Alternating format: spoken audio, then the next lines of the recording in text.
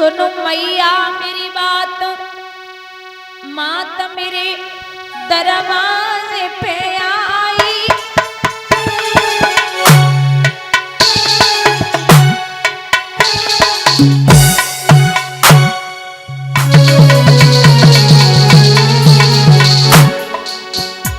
हम तेरे ललानोया तेरी को मैया चिल्लाई।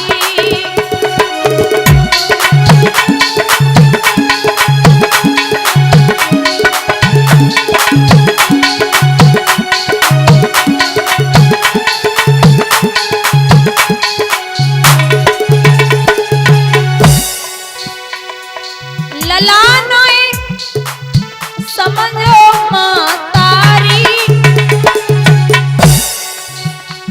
तेरो अर्जुन बेटा हतो हती तू बाकी मां तारी।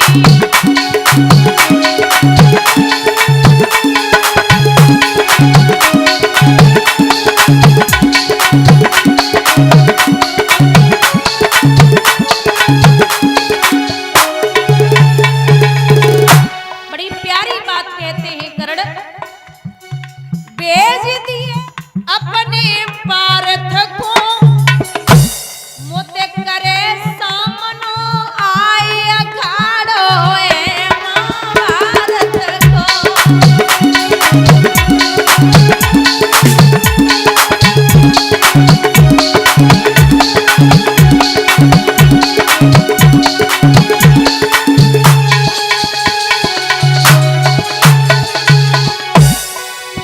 अरे लला तेरो देव तुम तारी, इन तीर को ले जा आज कह रो तेरो तारी।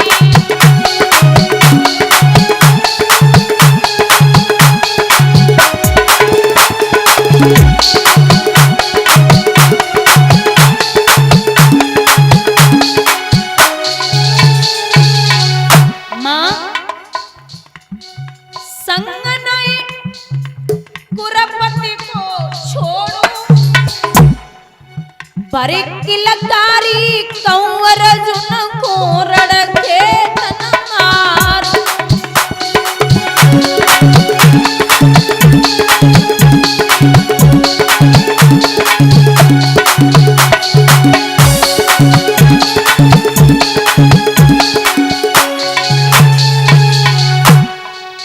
तेने ललितान समझो मैया मोए, तेने बेटा न समझो मैया मोए तेने।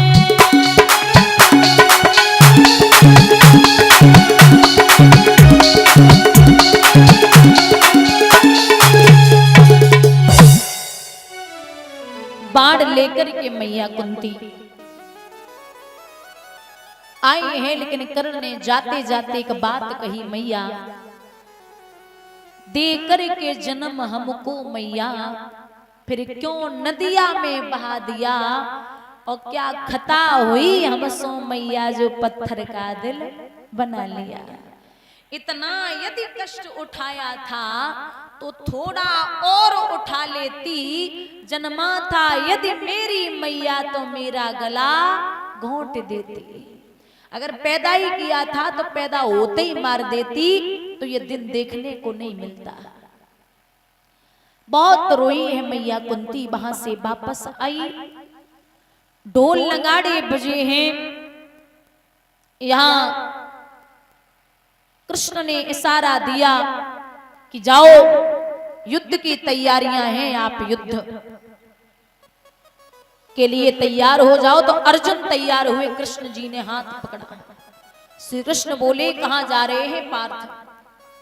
बोले युद्ध करने। बोले नहीं जा सकते। क्यों?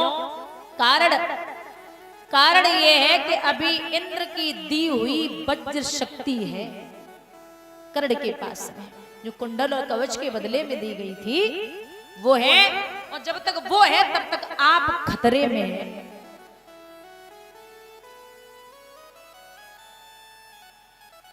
क्या करें? बोले कोई ऐसा वीर भेजो जो युद्ध कर सके। महाराज भीम का बेटा है घटोत्कच, उसे भेजा गया। आखिर वो भीम का बेटा जिधर को घुसता है उधर मैदान साफ कर देता है। कर्ण ने इशारा दियो दुर्योधन को कि क्या करे भैया। दुर्योधन बोले करना क्या है, काम करो। क्या? जो वज्र शक्ति रखी है उसका प्रहार करो इस पे। दुर्योधन बोले क्या कह रहे हो? वो कर्ण ने कहा महाराज आप ऐसी बात करते, अगर वज्र शक्ति का प्रहार इस पे हो गया तो अर्जुन बच जाएंगे। दुर्योधन मुस्कुराए के बोले अर्जुन तो लड़वे को तब आवेंगे जब जो भीम को बेटा हमें वो तुम्हें छोड़ दिए। अर्जुन तो लड़वे को नंबर तो तब आवे जब जे हमें तुम्हें छोड़ देवे।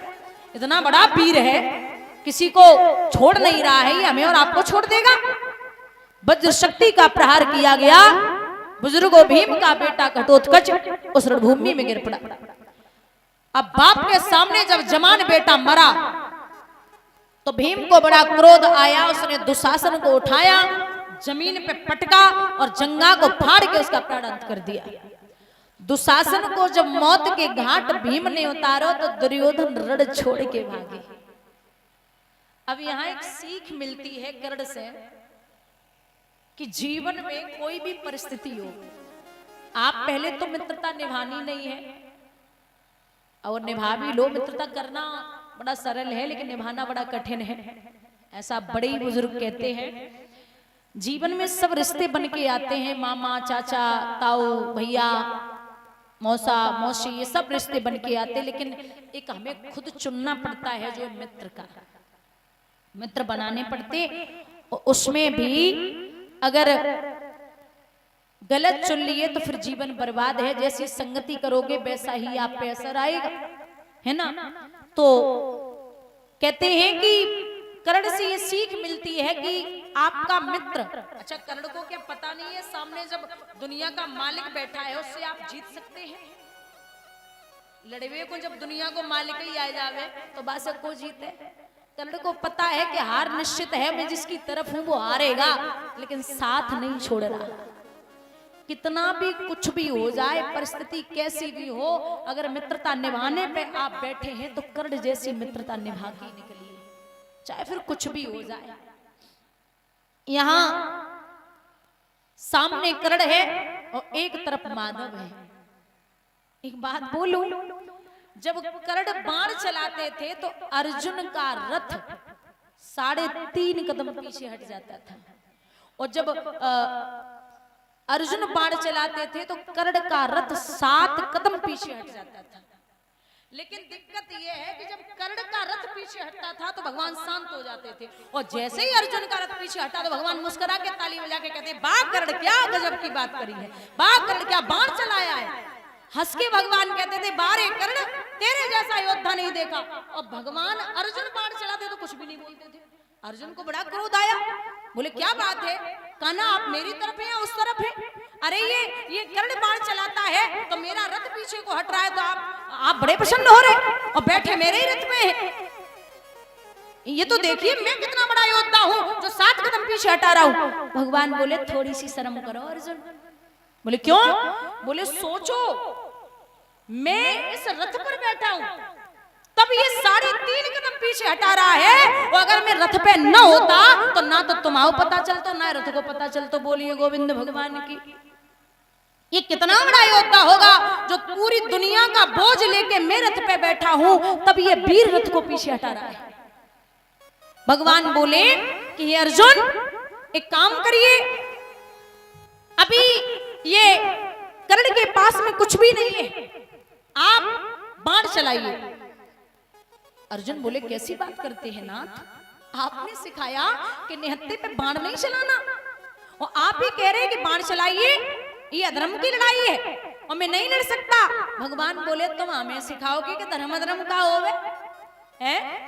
कर्ण के कानों में आवाज पहुंची तो कर्ण हाथ उठा के बोले कान्हा आप कहते थे कि अधर्म की लड़ाई नहीं लड़नी चाहिए। भगवान बोले कि अब तो आई याद धर्म की तुरंत समय गो आई, और जहे याद पहले आ जाती तो होती ना लड़ाई। तब तब कहाँ गया था जब बीच सभा में मेरी बहन की साड़ी खींची जा रही थी, वहां तुझे धर्म और अधर्म दिखाई नहीं दे रहा था? आज तुझे धर्म और अधर्म दिखाई देता। बाण चलाइए अर्जुन। अर्जुन के हाथ कांप गए। नाथ, इतना बड़ो दानी, इतना बड़ो धर्मवीर, मैं जा पे बाण कैसे चलाऊं? तो भगवान यहाँ समझाते हुए अर्जुन को यही गीता उपदेश दिया और एक बात कही है कि अगर कुल में कपूत पैदा हो जाए, कुल में अगर कपूत पैदा हो जाए तो उसे मारने में देरी नहीं करनी है। संतान होती पूत, कपूत और सपूत। पूत वो है जो बाप जायदाद रख के जाए, उसको अच्छे से संजोए, उसको रखे और उसमें अपना जीवन यापन करे, वो पूत होता है।